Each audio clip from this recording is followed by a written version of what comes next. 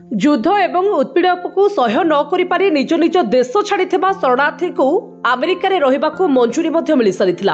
किंतु ट्रम्प को गोटे दस्तखत सेमानकु समस्या पकाई देछि। एमानक मध्य 1600 रु अधिक अफगान रहिचंती। ए अफगान माने तालिबान विरोधी युद्ध रे अमेरिकार सहायता करथिले। 2021 अगस्ट 15 रे तालिबान बंधुक मुନରେ अफगानिस्तान को दखल करथिला। फल अमेरिका पई एकता लड़ाई करुथिबा 1600 रु अधिक अफगान जीवन विकल रे पाकिस्तान को चली आसीथिले। आ सही समय रे अमेरिका पक्षरु पाकिस्तान को कहा जायतिला जे भय रे अफगान छाड़ीथिबा लोकन को किछि दिन पई आश्रय दियो।